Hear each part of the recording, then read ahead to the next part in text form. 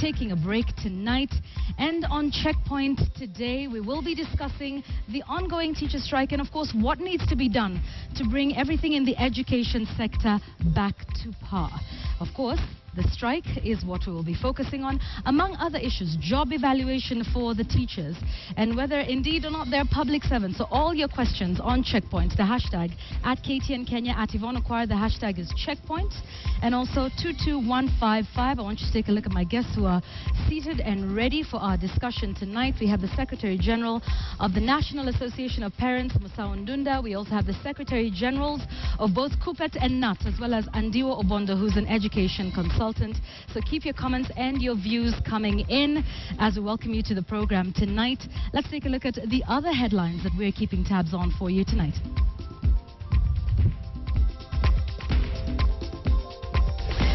Three vials had been previously collected from the field by the KCCB during the said campaigns. Controversy continues over the tetanus vaccine, even as the government issues a clean bill of health.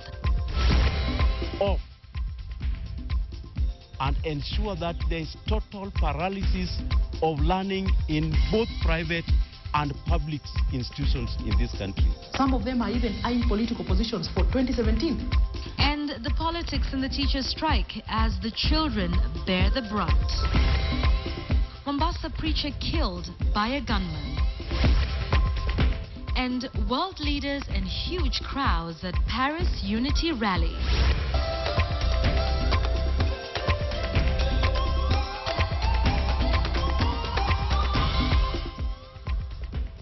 Welcome to the program. Now, the tetanus immunization campaign in the country is safe. That is the verdict of a committee of experts investigating the safety of the vaccine following claims by the Catholic Church that it causes infertility in women. The committee gave a thumbs up to the tetanus campaign after only 3 out of 59 vaccination bottles tested for the infertility-causing hormone turned positive. Experts, however, say they are yet to establish how the 3 positive vials with the same batch number as the 56 which turned negative were contaminated. Debate over the safety of the tetanus vaccine being administered to women of childbearing age was triggered by the Kenya Conference of Catholic Bishops. The church claimed that the vaccine was laced with a hormone that causes infertility and miscarriages in women. We are convinced that it is indeed a disguised population control program. A joint committee of experts from the Kenya Conference of Catholic Bishops and the Ministry of Health was formed to investigate the claims. In December last year, the committee collected 59 vaccine bottles from the same batch number, which were submitted to a local laboratory and another lab in Germany. From the local lab, the verdict is out. Now, 3 of the vials tested were found to contain beta human chorionic gonadotropin, HCG. This is preliminary. We have dealt with identifying, does that product contain what it was being said to contain? But we still need to deal with the aspect of quantifying. If so, how much? Those that turned positive were all collected during the tetanus campaign period in March and October. The government has clarified that the vials that tested positive were open when they were submitted and that their credibility cannot be confirmed. Others which have been collected from the field and were not used during the vaccination campaign that have all literally been found negative. The German lab is yet to present its findings, and local experts are moving on to a new scientific puzzle. One of our woes is to find out what managed to contaminate a small number of vials in the same batch, and the rest of the batch is not contaminated. And what the other lab will then also give us as their report. Are they concurring or are they differing? And any concern that may be there, we need to look at to ensure that our systems are watertight. With only 3 out of the 56 vials testing positive, the experts have given a clean bill to the tetanus immunization program. Routine tetanus immunization program remained safe.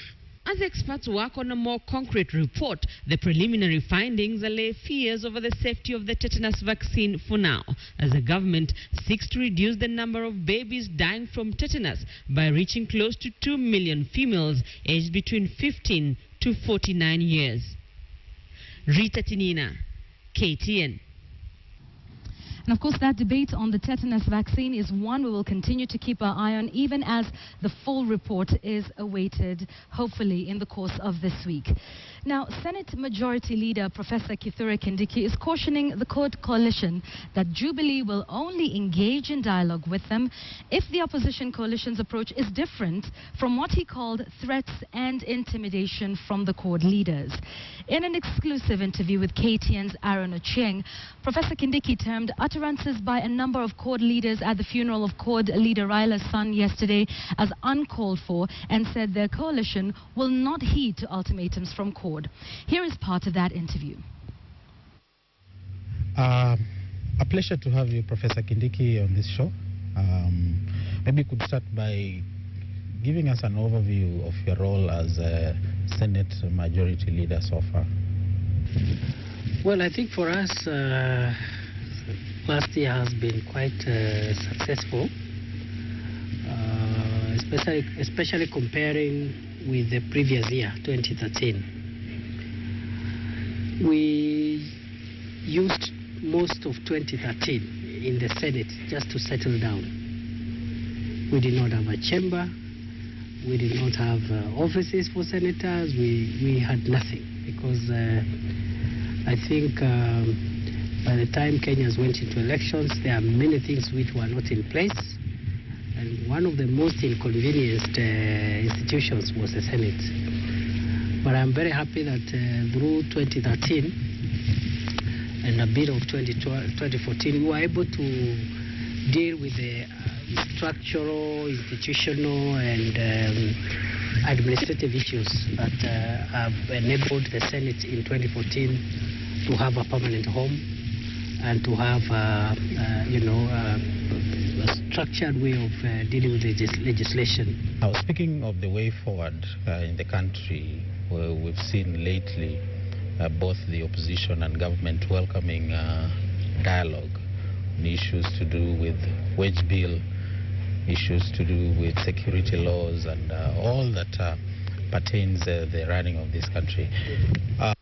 On your side, as a member of the Jubilee, are you on the same page that we need dialogue for the way forward? We owe Kenyans the truth.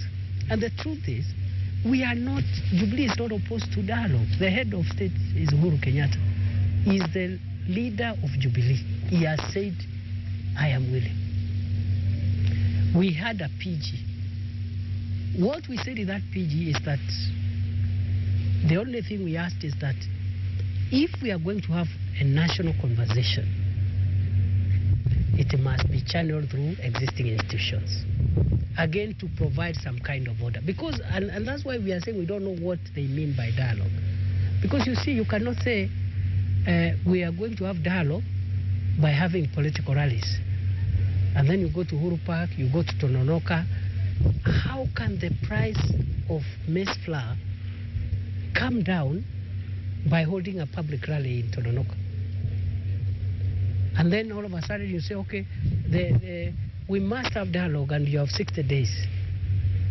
If you are genuine and you have a national interest and you are asking for a national conversation, you don't give an ultimatum. Unless there is something else you're asking for. You say, I've given you 60 days. And after those 60 days, what do you do? What do you say? The door to dialogue is now closed. Okay?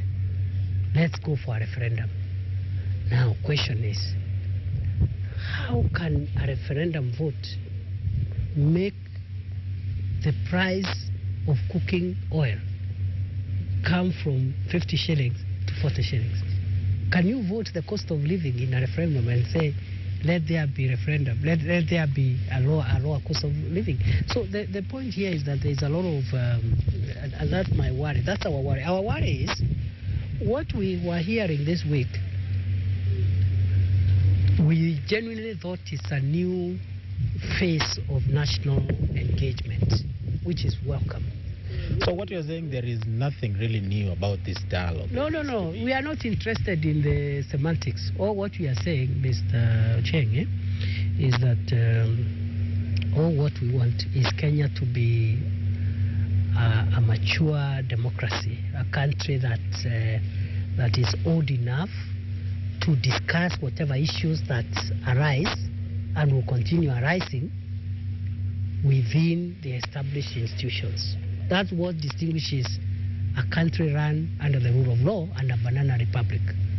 I am also saying, or we are also saying as Jubilee, that for national conversations to have impact, they must be done in good faith, not through threats, ultimatums, and pure propaganda.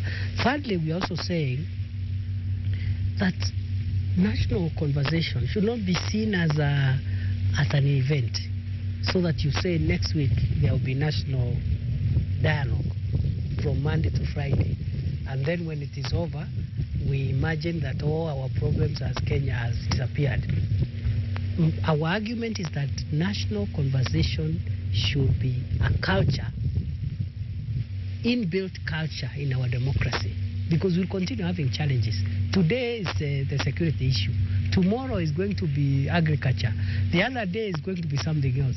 And all countries in the world, even those that have been independent for 300 years, have a culture of engagement. Today. Now, in the second part of that interview, which will air tomorrow night, Professor Kindiki talks of the impending vetting of the Inspector General of Police and why he supports the appeal by the Attorney General on the Security Amendment Act 2014. You do not want to miss that. Make sure you catch it tomorrow on KTN Prime. Let's move on to Mombasa now, where one person was shot dead there today after a gunman shot him just as he was getting into church. The motive for the killing of the man, who is said to be an elder at the Maximum Revival Ministry in Majengo, is yet to be established, with police urging the public to treat it as an isolated case from the previous cases of terrorism witnessed in the country. Here's Sharon Momanyi with that report.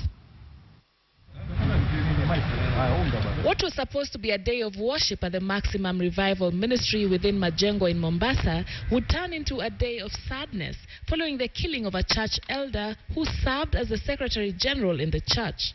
According to the police, the church elder was shot dead right outside the church's main gate. At the time of the shooting, police officers who guard the church were manning the second gate behind the church. Because the compound has got two gates, they were on the other side of the gate, and they fired back immediately, and the assailant escaped. The incident took place at about 11 a.m., with police saying that the church elder was shot by one person who was trailing him on a motorcycle. The church conducts its Sunday sermons in a classroom block which it shares with another church. The Criminal Investigation Officer for Mombasa County, Henry Ondiek, has urged the public to treat the incident as an isolated case, separate from the cases of terror that have previously occurred in the county. The two churches, together with the mosque, they are next to each other, and they have been cohabiting very, very well without any problem at all. And that is why I'm saying they should be treated as an isolated incident that will be ascertained at the end of our investigations. On behalf of the Mombasa Church Forum and the Christian Foundation of Kenya, would like to condemn this with the strongest terms possible, and say to the Christians to remain calm, to cooperate with whatever information that we can give to the investigating arm, and eventually these people will be brought to arm. The incident has rocked the sea of calm witnessed in Mombasa as the Christmas and New Year holidays passed peacefully. 2 Christian clerics on Kenya's coast were killed in separate attacks in October 2013. In March last year, 4 people were killed at a Mombasa church when gunmen attacked a Sunday congregation. Sharma Mani, KTN. All right, so let's stay within the coast region for a moment. Mombasa Governor Hassan Ali Joho is defending his comments yesterday during the burial of former Prime Minister's son Fidel Odinga. Now, Joho is accusing bloggers of misquoting him when he said that it is the mandate of the government to issue a report on the cause of Fidel's death. I said ikiwa hatutojua chanzo cha kifo cha Fidel, maisha ya wengine, nimesema maisha ya wengine yatakuwa hatarini. So that to be clear, wengine Kiswahili ni nini? Katika hali ya maisha ya kisasa, ya uhalifu, ya magaidi na kadhalika, lao kama kifo kitakwenda kipitike na kusiwe na chanzo cha kueleweka ama cha kuelezana, then tuko katika hali ambaye mtu mbaya mwenye nia mbaya anaweza kuchukua advantage na akaumiza maisha ya watu wengi katika nchi yetu. And then to be more clear, when I say government ijisafishe, it means that the only body with capacity, it must be a government body. It must be a government body. So I'm not saying government did it. Let us be clear. I'm not pointing any fingers at anyone. All I'm saying is that we have to be reasonable as Kenyans by asking the right institutions to do the right or to fulfill the right mandate.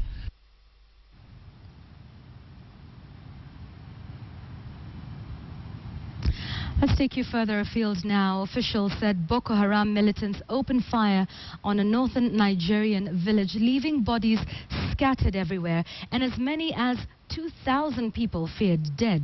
And they said this in a statement by Amnesty International that said that the attack on Baga and surrounding towns looked as if it could be Boko Haram's deadliest attack yet. Though local officials have given conflicting death tolls, they however agreed on the massive number of fatalities. They say the actual toll will be known after a head count of households is complete.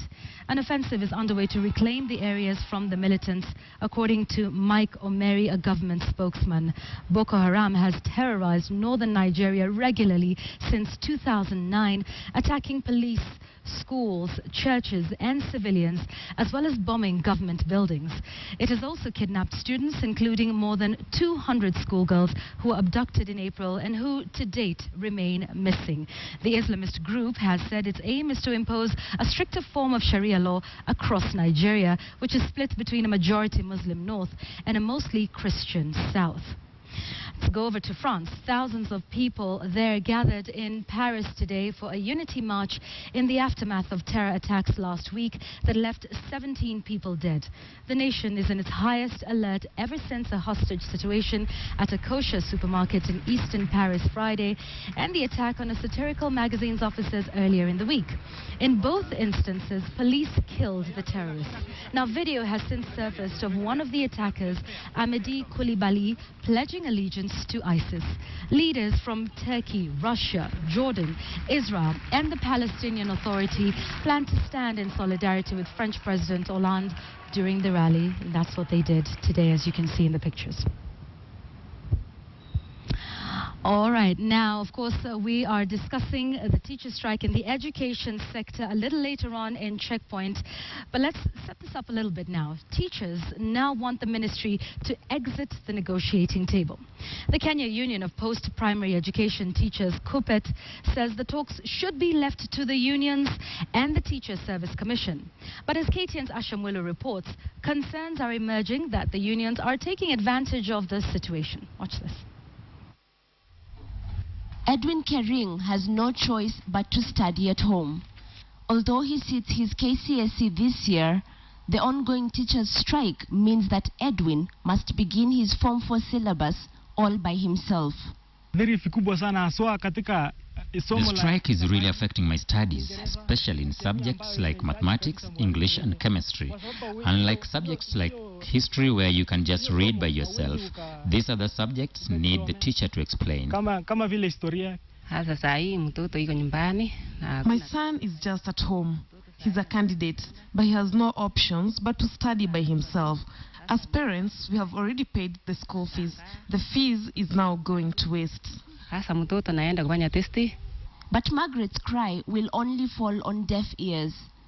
The rift between teachers and the government is just getting wider. Let me warn the Cabinet Secretary, Ministry of Education, that in this pay dispute, the Ministry of Education has no role to play. Let him give that advice to the Teacher Service Commission if that advice can better the terms and conditions of service for workers. In fact, in this dispute, we only expect to meet Teacher Service Commission, because that is the person who is created for our direct engagement and involvement. If you engage in an illegal strike for whatever period, why should you be paid? We will be very firm on that one. It's not a threat. It is what a good nation must do. We are not engaging teachers. Other stakeholders, however, think that the teachers' unions are simply crying wolf and are out to advance their own agenda. Truth is, most of the teachers don't feel this way. A few unionists are taking this country for a run. A few of them. It's not that we hate anybody. It's not that we don't like our children, the parents. No. We want the very best for this country. We want the very best for the government. Some of them will know what they are up to. Some of them are even eyeing political positions for 2017. And therefore, it is for their own political profiling that they are choosing to lead this country in the places they are leading this country. Previously, leading trade unionists Tom Mboya, Juma Boy, and Joseph Mugala graduated into national politics. They all served as Kotu Secretary General. The unions are also seen as wielding too much power in the education sector. The ministry cannot move. They cannot even adjust a sentence in any policy because the unions will say no. And when they say no, the sector will not move. But while this back and forth continues in Nairobi, students like Edwin Kering in Uasin Gishu County can only sit back, wait, and hope that the stalemate will soon end. Asha Mwilu, KTN. All right, and that forms the basis of our discussion a little later on Checkpoint, actually right after this break. So please do keep your comments coming in. The hashtag we're using on Twitter is Checkpoint. Our SMS line is also open. The number is 22155. My guests are here and ready, so we're looking forward to that discussion. That's after this break. Stay with us.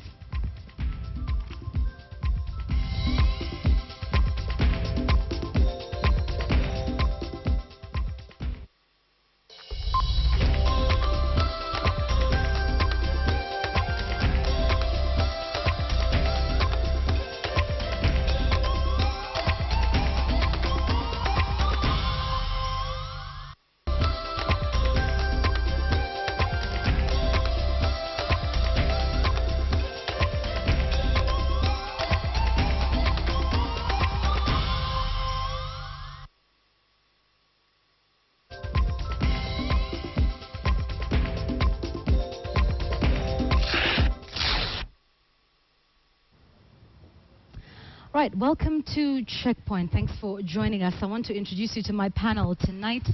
It's all gentlemen. We have Andiwo Obondo, who's on my extreme right, and he's an education consultant. We thank you for joining us, and we will look forward to your insights tonight. Right next to him is Akelo Misori, who's the Secretary General of KUPPET, which is the Kenya Union of Post-Primary Education Teachers. And then we have Musa Undunda, who's the Secretary General of the National Association of Parents in Kenya, and also another Secretary General of the Kenya National Union of Teachers, Wilson Sosion. Gentlemen, we thank you for making the time to be with us tonight on Checkpoint. And before we begin, I'd just like us to set up this discussion just a little bit, because we spoke to the Cabinet Secretary for Education, Professor Jacob Kaimenya, and he was talking about the allowances, and I know we've got that clip now, and just what it is that you're asking for. We'd like to play that now just so that it can set up the discussion. Take a look at what the Cabinet Secretary had to say earlier this week. All these allowances and their salaries, they demanded the cost of 726 billion. That is, we are saying about 0.7 trillion, which is more or less really like last year's national budget, in all fairness. Again, where will that money come from? What you are offering in terms of, because what we offered, for example, leave allowance, which was not there before. If you look at the cost of all this, it translates into 9.3 billion.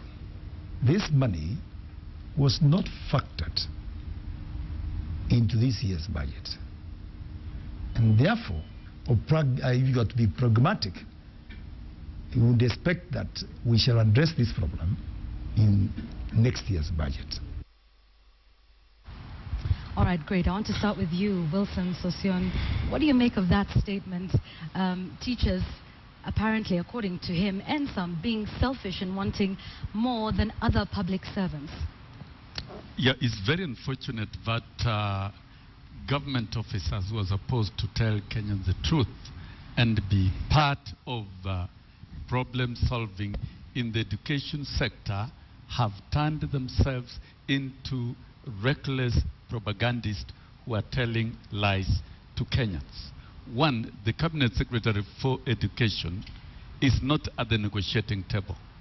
We have been in the process of developing a collective bargaining agreement, and it is true we submitted our memoranda of demands as required by the labor regulations, and it contains a raft of proposals. And the meetings, and we've had a record of 26 meetings without making progress, even after the direction from the industrial court to conclude the same within 90 days. And within all those 90 days, government never convened any meeting. With all due respect, the Kenyan teachers have been very patient about this because a CBA must be concluded anyway. And the government should have prepared itself when inviting us to the negotiations.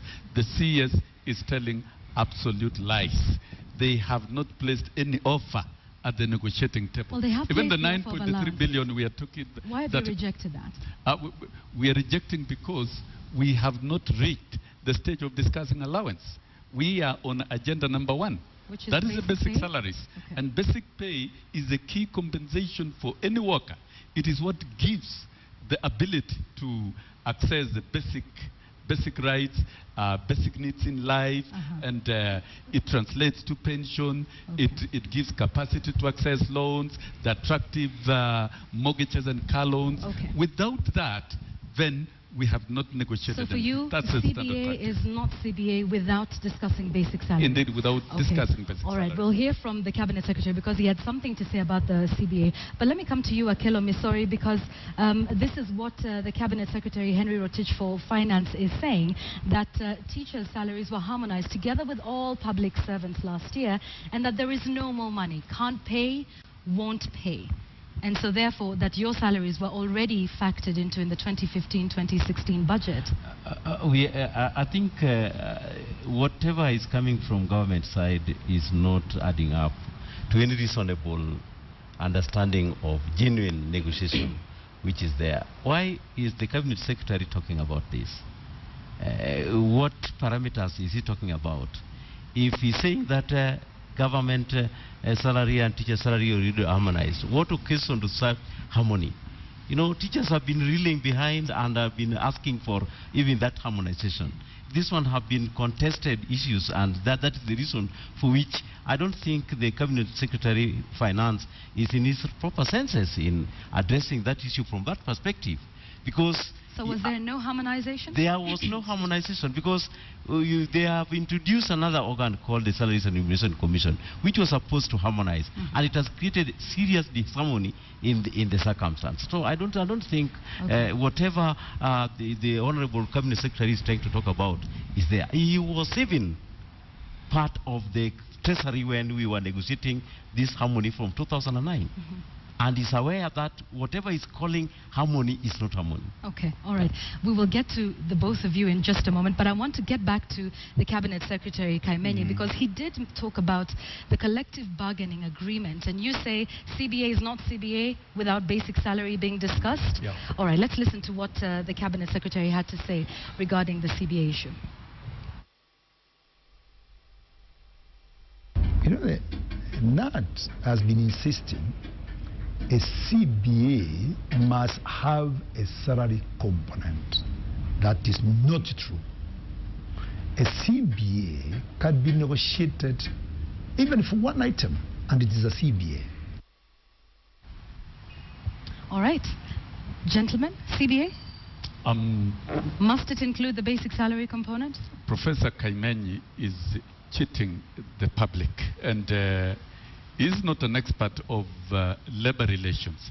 We have been in negotiations over the years, and to be factual, last year, 2013, the industrial court ordered all parties to go back for structured negotiations on matters contained in the memorandum of demands and deposit an agreement within 90 days. And high on the agenda, formally, between us and government, we agreed to defer the aspect of basic salaries to structured negotiations. And true to that commitment, we have been working on figures at the negotiating table. Even as we are seated here, eventually, government tabled a document on basic salary of 50 to 60%. And that formed the basis of progress that we had for a while before it was suddenly withdrawn. It was withdrawn from the table? Yes. Okay. There is no so you are worker. okay with 50 to 60%? Is that what you're saying? We are not saying we are okay. That is clear commitment and submission by the government that we cannot discuss allowances before we discuss the basic salaries. Okay. Because the basic salaries under any labor practice is a wage compensation for a worker. Okay. Allowances allows a worker to access certain fundamental rights to work, like housing, medical care, but compensation to mitigate aspects of inflation, to mitigate the cost of living, access of basic needs is actually contained in the basic salaries. Your point is made. Bwana Musaundunda, what do you make of all of this from the perspective of parents who now have their children with them at home? I think, Okwara, as an association of parents, I think it's very important to make it clear to the listeners and to the Kenyans that we are not opposing anything relating to the teachers' welfare, because it's their right, it's their constitutional right, and as an organization we cannot in any way oppose whatever they're asking, because it's their right and their constitutional right also to ask about the welfare of their teachers. Now, the only thing that I think is very important is that I wish in this tonight's discussion you would have brought the Minister of Labor here. You would have brought in the TSC, so that we don't, we are left in a state, these are suckers that we don't understand exactly where they are coming off. Because when my brother here talks, they have a very important point, that every Kenyan must listen to the workers of this country. And I want to concur with my brother Sosion, that the minister in charge of education is one man, is not better placed to discuss about that collective bargaining. However, he is the Cabinet Secretary for Education. For the education. Yes. I think these and are the teachers and students and parents fall under his... everything is under his docket. But this is something that falls under Trade Disputes Act, an act that gives specific functions of... So he shouldn't be speaking on the strike? Now, actually, I'm talking about the collective agreement. This is an issue that is there. And actually, let me tell you, and I think it's very important to make Kenyans to understand, because we have been accused, we have been called puppets, we have been called all sorts of names. The reason why, as an organization, we felt we went to court is because of one thing. The court made an order that within 90 days, and I think Mr. Sosion has attested to that kind of thing, that they need to negotiate. And I believed, and we believed, that because they were given 90 days to negotiate, I believe you go to the same court and even cite them for contempt. If they have refused to comply with the order that was given 90 days, can you agree on the CBA? And that's exactly where we are coming from. Now, I would wish, and this is my appeal, that this issue relating to teachers' welfare, because it's affecting schools, it's affecting everything. Everything has come to a standstill. It is very important that the president himself should take charge. Let the president and his deputy take charge. Bring these people, because we are all Kenyans and we all look at this kind of thing. Because the moment we destabilize education in this country, we are affecting a lot of things. All right, do you support the teacher strike? What do you mean by supporting? I think it's something that you must understand. When you are saying you are supporting, these are welfare. What they are asking is their right. And I have no reason to say you should not be paid. I think as a Kenyan, I will be the last person, I will be the most useless person under the sun to say teachers should not be paid. Do you think they're going about it the right way? Look here. The issue of picketing, the issue of strike is their right. That's their right. And I cannot come and say they didn't do the... The only thing that I'm saying is that the government should not wait for this thing to have a kind of a tug war. You know, that's struggling. Well, it's already gotten to that point. Yes, but I Wouldn't you believe say? in this country we have the leadership of the country. And this is an issue. So you want the president to come on the negotiating we need, table? even as early as tomorrow, our head of state, let him call a crisis meeting of all the stakeholders. Let's discuss. You know, here we are. So is giving a very good fashion. My brother is giving a very good fashion. Right. But what we want is, can the TSC sit there, tell us what they did? You know, that's why we were saying, and I think that's why he wanted people to understand, so that people don't go out there and call us all sorts of names. It is very important that let these things, the fight has gone, let us have that kind of mediation to understand exactly what is the cracks on the matter. Bonandunda, I'd like you to hold that thought. Andy, what do you make of the whole situation as it portends at the moment? Thank you very much, Yvonne. I think to start with, we need a very comprehensive and predictable framework for addressing teacher development and teacher issues in this country. And I think government has not shown the goodwill and the good faith that as parents and other observers like us would want to see in this matter. Because teachers did not just wake up and go on strike last week. We had this issue almost the whole of last year. Teachers had issues that they were raising with government. And I think a proactive and serious government would come forth and be able to develop a framework for negotiations. How do we discuss and resolve this matter? Because you don't become we don't become a government that reacts to crisis, like response. We only saw government coming out to respond to this issue when teachers were on strike last Monday. We were expecting, when the two unions had indicated they wanted to go on strike, they had issues that needed to be addressed. I think government will come forth and said, this is the way we think we want to address your issues. Can we have a discussion? Because now, what we are seeing now is the government trying to say, they are not going to discuss basic pay at this time round. But what do we expect? And that is what I would have expected the minister to come out with, either through the minister or through TSC. What is it? What are they proposing to teachers as a return to work formula? Because we know that negotiations might take long. We want them to go back to school, and then as they are in school, how are they going to address all the issues that teachers have raised in their demands? All right. Let's talk about the quality of education for just a moment. The government is talking about job evaluation exercises before the basic pay issue can be discussed. And then there's also the issue of pay for performance, signing performance contracts to ensure that the level of teaching in schools is up to par and the level of education that's being passed on, because that is now an argument that's starting to make its way in the circles, that it's not necessarily about pay, but also about the performance of the teachers. And would you thank you very much again. I think job evaluation the world over is not a bad idea. It's not a bad thing, because we can be able to use job evaluation to be able to assess the skills of teachers. We can be able to assess the workload of teachers. We can use that to benchmark performance and also undertake performance appraisal. The problem that you may find with how this is being introduced is the timing. Because the government has been around with these teachers all along. Why couldn't they discuss this evaluation? Because when you want to evaluate your employees or your staff, you don't ambush them when there's a crisis. You have a discussion about the framework of that evaluation. You tell them the content of that evaluation, and you agree on the process of that evaluation, so that both parties, both TSC and teachers, should be able, even if it is led by the Salaries Commission, TSC should discuss with the teachers and say, this is how we want to do the evaluation, and they agree on the process.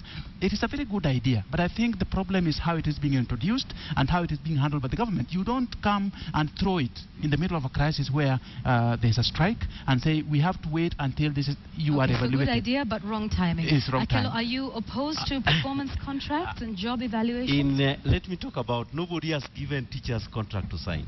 That is first. But let me also address the issue of job evaluation. It is irrelevant when teachers are talking about pay increment, salary increment. We are not talking about, these things are not related at all, because jobs which we are doing are already jobs which are in public domain. Teaching is one of the oldest professions on earth. Jesus himself, I am a Christian, is a teacher. That point. Who evaluated his job? In this circumstance, it sounds like though you're saying that evaluation you do job evaluation in one instance to maybe regret, to rationalize. That's his point. In the circumstance where we are, our jobs are going to be evaluated in terms of relating it with other workers in public service who are not teachers. What is that kind of thing? So in the circumstance where my brother has indicated that, why do you bring job evaluation when the teachers are asking for pay rise? So you're not opposed to job evaluation, are you? Why is it being introduced at a time when we are looking for pay rise? Ideally, yes. Yeah, the job evaluation idea, yes, as has been said, isn't really a bad practice. But the manner in which the government is introducing at the moment, at the tail end of negotiations, when we are supposed to hammer a deal, then it's introducing job evaluation to stop negotiations for another period of 8 months, which is unconstitutional, it is unlawful. There is nowhere in any law in this country, whether TSC Act, Employment Act, or the Constitution, that talks about job evaluation subjecting, determining the CBS. We think it is a ploy by the government to stop the negotiations. So if this was to happen at another time, if government was sincere, about job evaluation, they should have done it before they invited us for the CBA process. And therefore, it is too late in the day to subject the ongoing negotiations to job evaluation. It may continue, but it should be completely independent from the current negotiations. The outcome of the same may affect future negotiations. And for the record straight, the teachers of this country have been subjected to appraisals in the Code of Regulations. And now it has been escalated to what we call teaching appraisals, and we've been benchmarking even in the UK. And that is the best way of checking the teaching profession. You cannot bring in performance contracting. It doesn't work with teachers anywhere in the world. But appraisal, that is acceptable, and we have agreed with the Teacher Service Commission. So really, there is nothing in dispute here at the table. What is in dispute and what government must do and what the employer must do and what the rest of the organs of government must address at the moment is not going about building unnecessary propaganda against the teaching force and equating us with the public service. Teachers are employees of the Teacher Service Commission.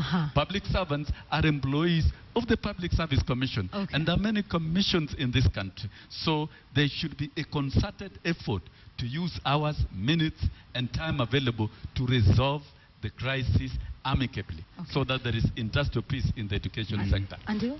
We are not going to depart our desire and our push to discuss basic salaries and other benefits for teachers. Thank you very much. To come back again to this, I think there are two issues about evaluation and performance appraisal that I want to address. One is to indicate that there's a very close correlation between performance of the teacher and what we expect as Kenyans, that this teacher should be paid. So I think that is what I would have plead with my colleagues from the union, to begin to appreciate that we need to look at if we are calling for salary increment as a Kenyan, or Kenyans out there who may not be in the unions would want to see what is this teacher delivering in terms of workload, in terms of results. And then the other level that we also need to look at is, we may not call it performance contracts or performance contracting, but Kenyans are asking, are teachers, for what we are getting now, like the government says that we spend around 161 billion on teacher pay annually. What Kenyans want to hear from teachers is, are we getting value for the result, value for that money? And then how do we gauge that value?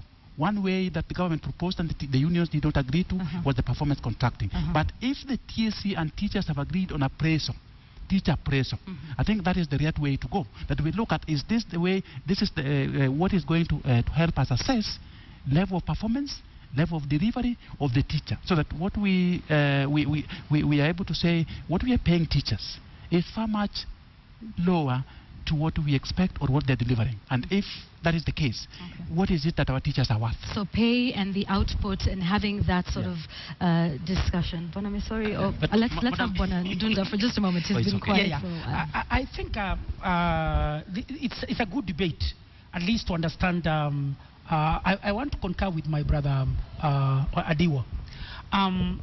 You know, appraising is very important. it's very important to look at several, to look at the productivity of a person. But what I would think is very important is to look at the tools. What tools are they going to use? How are they going to measure? And I think I also concur with my union, my two colleagues from the union. What they are introducing, the idea may be very good for the government that they need to carry out job evaluation, but the timing is very bad. I think the timing itself is what we need as parents and our children. What we need is a quick solution of how are we going to have normal learning going back to school. I think that's the All right, let's talk about the long-term solution and what that would be for parents and their children right now. Are you happy with the levels of education? Are you happy with the output of teachers to the children, speaking from the position of the Secretary General of the Association of Parents? No, I think there is a lot that needs to be looked at. And what we need to look at is, one, the performance of our public schools in this country. I can say for sure that performance of schools in this country, especially our primary schools, is wanting, and this is something that we need to look at. Of course, there is quite a lot of challenges that we must look at. When you talk about the quality, we must also look at the things that are contributing to that performance. One, we need infrastructure, which is also a challenge in our schools. We need enough teachers in this country, which is also a challenge in our country. We need a lot of things that are required, especially the 6 international standards that are required for us to see that kind of result. And therefore, as an organization and as a citizen, there is need for the government to sit down and look at our entire education sector in this country, because there's a lot of things that are wanting. And I believe that the only way we can address them is through that kind of forum where we can look at what are the challenges that are facing education, how do we address them, because there are quite a number of challenges that are very serious in this country. Okay, let's talk about very quickly why this discussion cannot be had with the children in schools. Sorry, but I thought maybe you cut me short before I contributed to this. The idea of wage bill that teachers are being paid 161 billion is not a function of the fact that we are being paid what is reasonable. It is because of our number. The numbers. The number of teachers in this country is that which compels the government to spend on them 161 billion. That one is a very important aspect. However, what is the argument that it is not sustainable based on what the other public servants are earning as well? The wage but this is an essential service. You either choose to have education or forget about it. You choose to have education or to forget about it. But I'm sorry, are you then saying if you choose to have education or forget about it, is it one or the other? What about the other public servants? Because that is the argument. Let's talk about this. You know, it is either choice to have education or not to have it.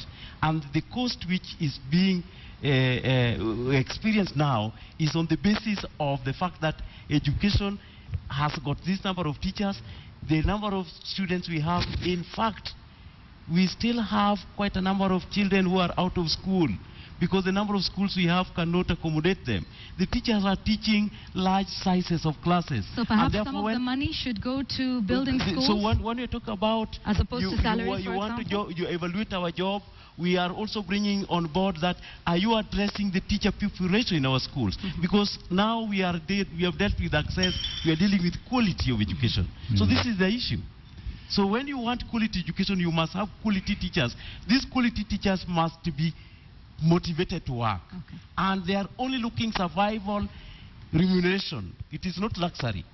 Like the cabinet secretary takes home about 200,000 shillings in house allowance. In Nairobi alone, the teachers who live in any neighborhood in Nairobi cannot afford rent in Nairobi. So these are things which we have factored in this.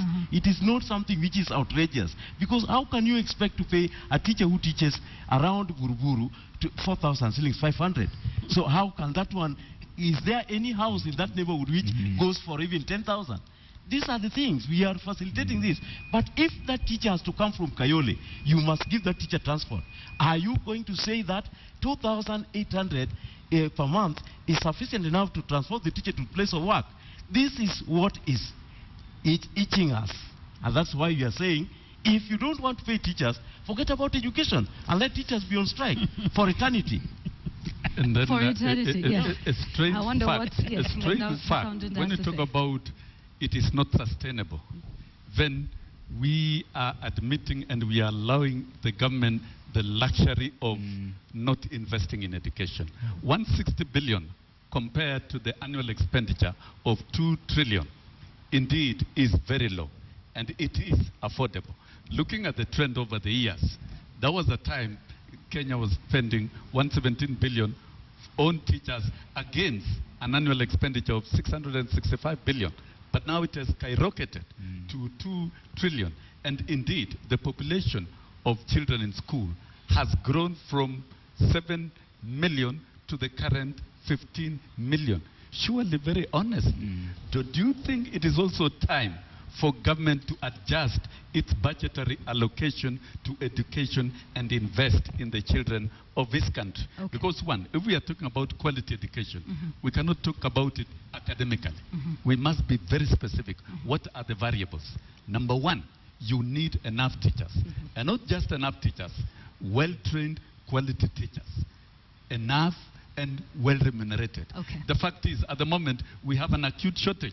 That is why we will never perform miracles in public schools. Number two, quality teaching and learning tools. Okay. Do we really have it sufficient and infrastructure? Right. And therefore, what we are fighting for as unions and as teachers at the moment is for the long-term benefit of this country, to ensure that we have enough teachers who are well remunerated. Thank you. I need to stop you for just a moment because we do need to take a commercial break. This discussion continues very shortly after this break. So let's just take a very quick break. We'll be right back. I'm seeing a lot of your feedback on social media and on our SMS line. Keep them coming in. See you shortly.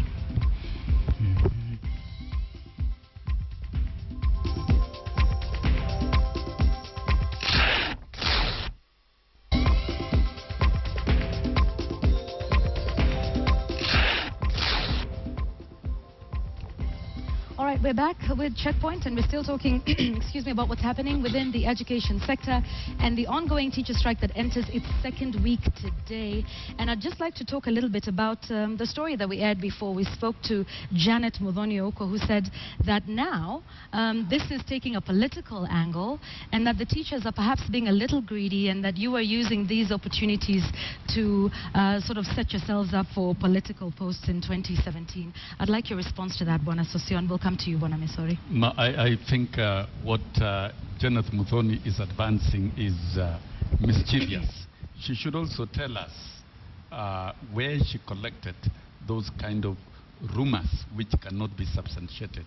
We are substantively elected leaders of the union, and we have been invited by government for negotiations, and we submitted our memoranda, and negotiations could not move for 26 meetings.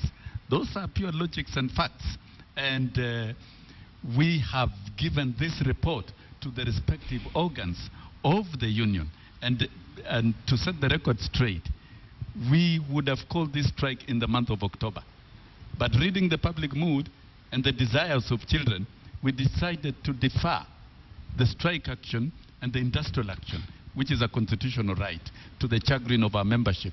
But we subjected the same through the processes of our organs, and it was voted for by the annual delegates conference. I therefore wonder where this has the connections with the elections of 2017. Elections of 2017 is a constitutional right of every Kenyan who qualifies, whether it is us or others. Okay, but right now, where we are dealing with the business of teachers. And I can speak for myself and my colleagues. We have not discussed the agenda of elections whatsoever. Would you be Neither have we discussed. Allow me to ask, would you be interested in a political position in 2017? That is not my business at the moment.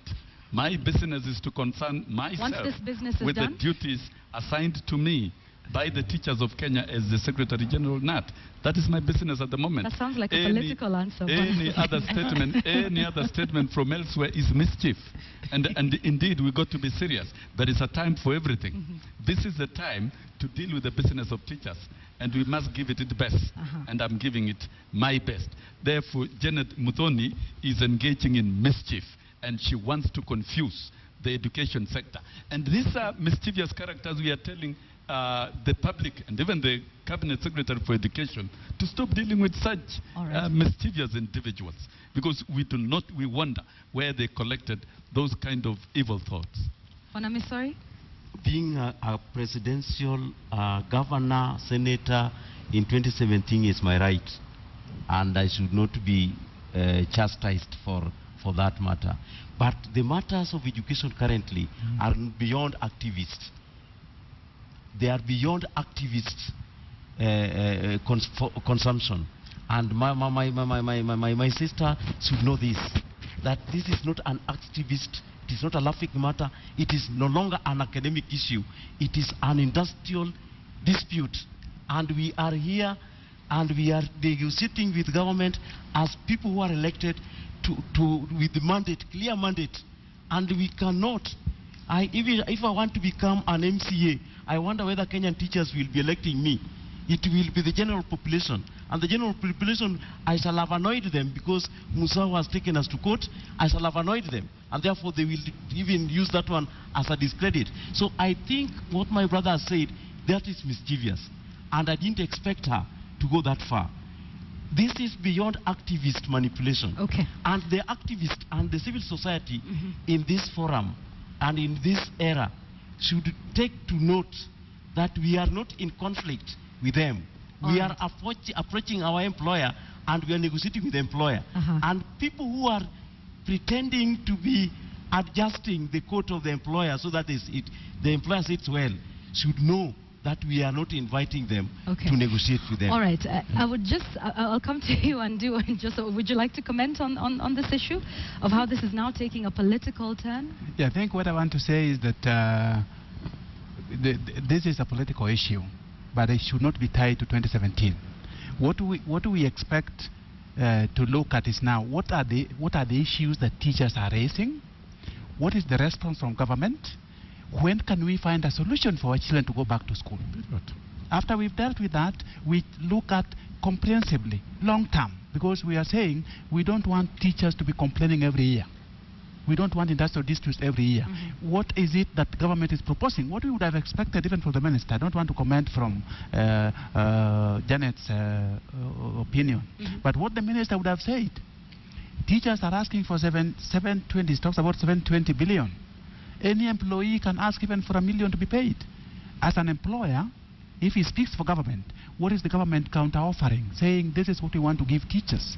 Then the other thing that we expect to hear from government, we know very well that teachers are overstretched in terms of numbers. They need to tell Kenyans, this is what we want to offer the teachers we have on payroll now, but this is our plan to address the teacher deficit that we have. Okay. Yeah. All right. Bwana Musau, I'd like to just get your opinion now on this one, because you did go to court regarding this teachers' strike, and you were quoted at one point as saying, and I quote, "I will never ever support the teachers." Today your tone is a bit mellow. No.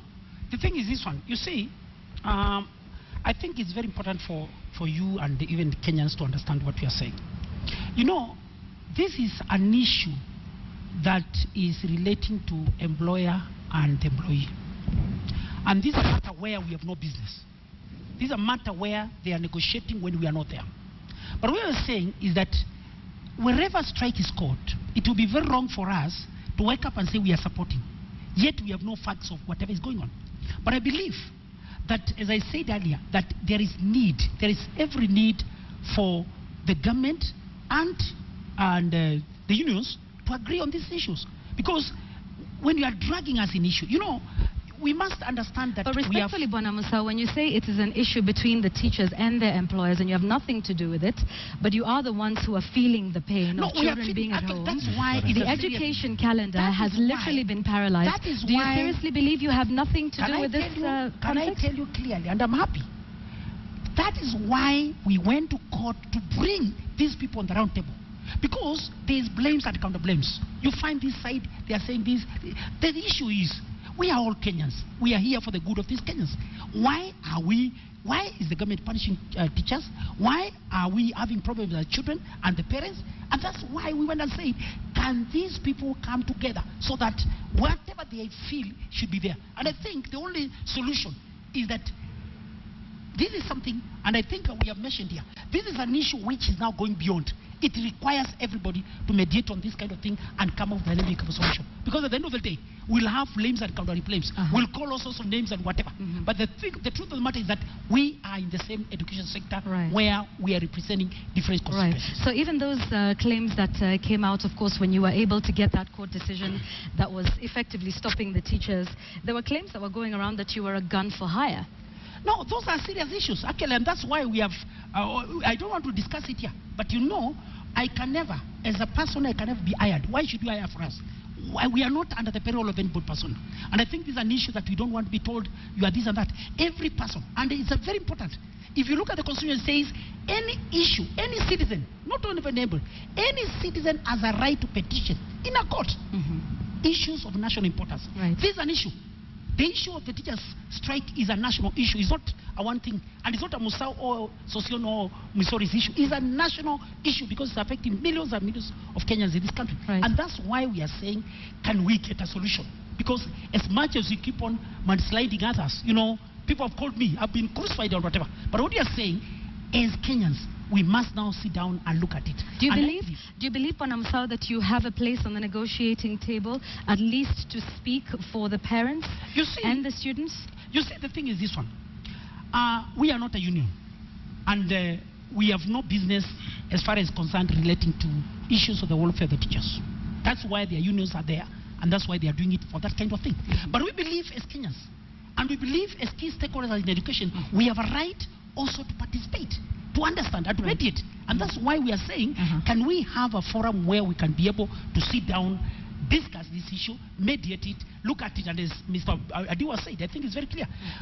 Mentioning the figure may be very scary, but I believe if today the government wakes up today and say, this is what you are placing before you as your wages and whatever, I don't. But it may not be as simple as that, Bwana Masao. There's the whole issue of the country's economics. No, it's not just the teachers, because the Nairobi County workers want to go on strike, the nurses want to go on strike as well, and they could easily come up with the same arguments that you're saying about education and. I think as a country, we need to look at all sectors, because these issues or strikes in and out are really affecting this country. And I think this is an issue that the government needs to take it head on. Because tomorrow we are hearing others are going, others. You know, it's an issue and it destabilizes the economy of this country. And that's why we are saying, let us look at the bigger part. Can we look at the teachers' issues? Let's come together, look at the issues of the lecturers, look at the issue of the other workers, so that we don't have this kind of every time affecting. Because at the end of the day, look at it. And I think it's very important for Kenyans to look. When doctors went on strike, we had a lot of people who lost their lives. And that is a very essential service. You know, we don't want to be waiting. And I think it's very important that we need to look at it. I believe we need to have a very clear mechanisms of handling industrial disputes in this country, so that we don't wait until when it happens is when now we start waiting. And then we start to react. Okay, and let's just talk about that as we conclude our discussion, because you're going into talks. Now the industrial court has now said, okay, we want everybody to be seated at the negotiating table. What are your expectations of that process? Number one, before I state the expectations, I would like to thank the industrial court for the first time in many industrial actions that we've staged. It stood by the work and it stated very clearly that the strike is the only instrument, the only weapon left with the work, and therefore denied the Teacher Service Commission the orders to declare the strike illegal. That gives us slight excitement and hope, and the meeting that is convened on Wednesday, it will not be a trial proceedings, it will be a meeting for arbitration. It will be a court arbitration. And that, as a union and even as both unions, we are prepared to go and engage the employer before the court, to go and engage the government before the court, and hopefully under the jurisdiction and watch of the industrial court, we should be able to find a solution. But I would like to say it is not the industrial court that will determine everything. The spirit of social dialogue between the employer and the employee is key.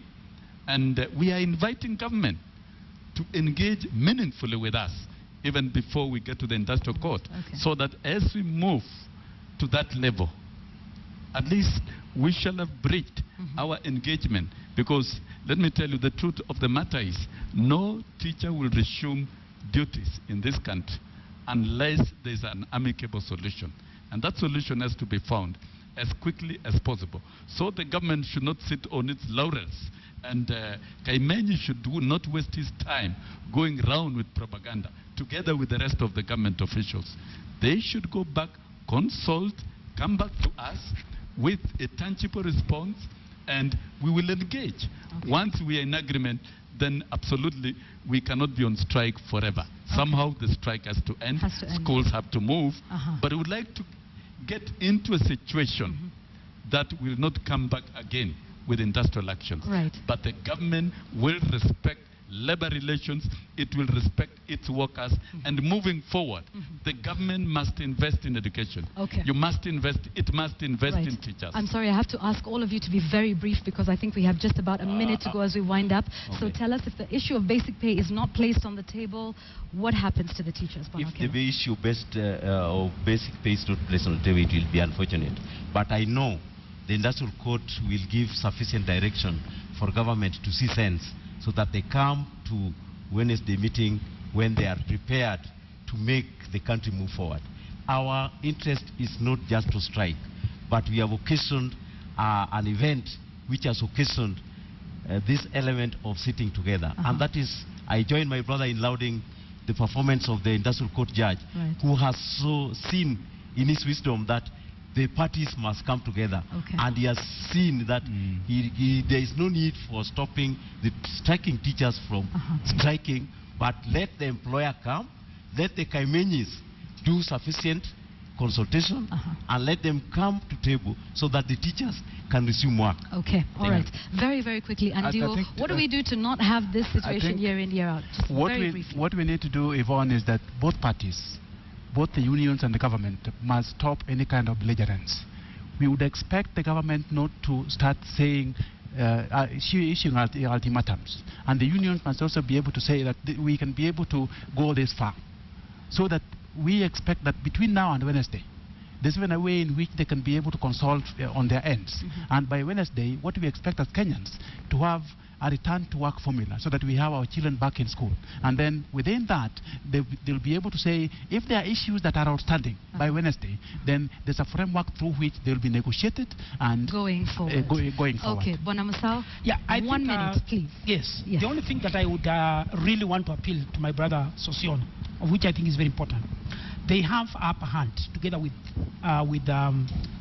Kupet, because in 2013 they were given 90 days. And I think based on the order of the court of 2013, they will go under that one, and they will have to report that this is what we were given, and they never complied. And I believe we have competent courts in this country to give further direction. They have the upper hand, but the children don't have the upper hand. No, you see, they're the ones sitting at home. It's true, and that's why I'm appealing to them also, at least to see that our children are suffering, our children at home.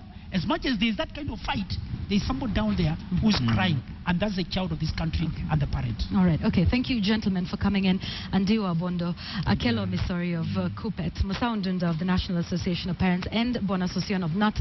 We look forward to seeing those deliberations that take place on Wednesday, the arbitration process, or else we see what happens with the strike as it enters its second week. I am seeing a lot of your feedback. I will be getting to that as we carry on with this bulletin. You're watching KTN Weekend Prime. This is The Point of News. We're taking a short break. We'll be back with the sports news.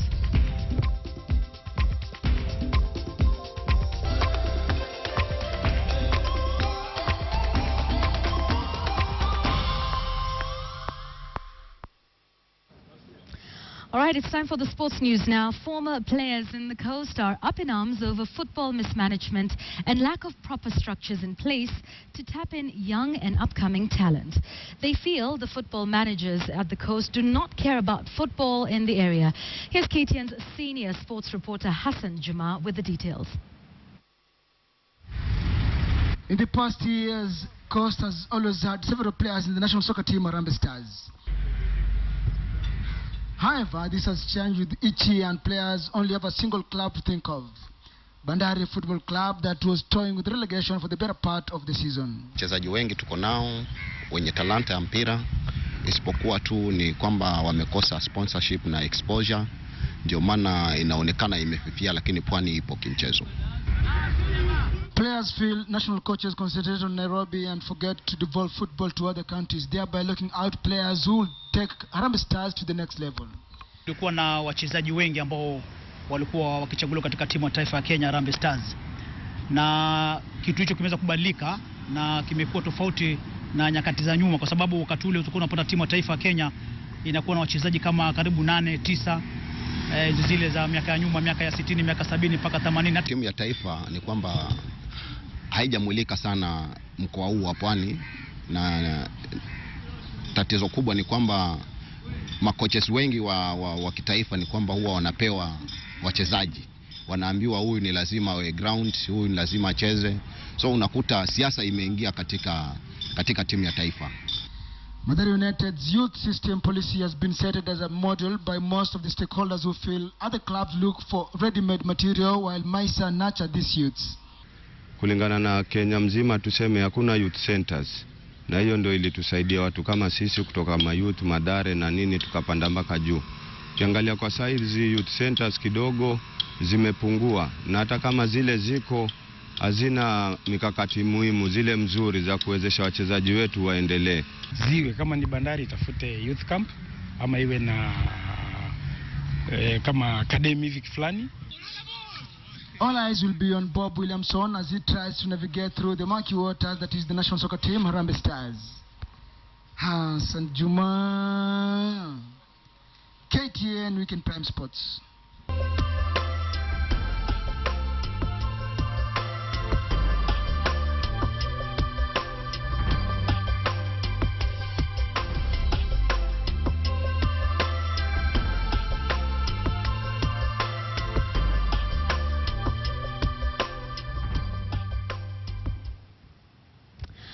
All right, so we want to wrap up our bulletin tonight, and lots of your feedback coming in regarding the teacher strike. Obviously an issue that's affecting everybody, parents, students and teachers alike. I want to get into your feedback tonight on our SMS platform. That's 22155. We have an SMS here. You didn't leave your name or where you're texting us from. You say, are the speakers of today aware that teachers have advanced their education, but the TSC has refused to upgrade them? Here's another one from Dominic Kilungu. He says, do teachers go to the same shops with Kaimeni? Any MP who has brought any bill on the teachers' pay, 17 years of requesting, that is too much. Ngala from Kilifi City, thank you for watching. You say the government is to blame because up until now it has not put anything on the table for the teachers to either accept or not as far as their basic salary is concerned, and the complaint remains the same. I just want to move over to Twitter this evening. Charles Wamboy on Twitter at Wakahonyo, you say, how many Kenyans are making the same range of salaries in the private sector? Obviously comparing what the teachers are earning to what others are getting in the private sector. We have another one here saying the job evaluation card is a blatant attempt to shift goalposts. That is from you, Chitai Murabula. That's Dr. Chitai.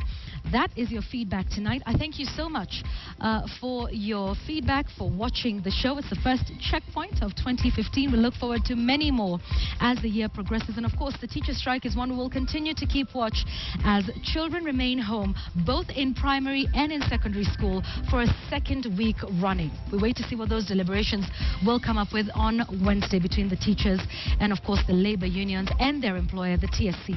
I want to thank you so much for watching KTN Weekend Prime tonight, this Sunday evening. I will see you again next weekend. Have a great week ahead. God bless you. My name is Yvonne Okwara Matole. Good night.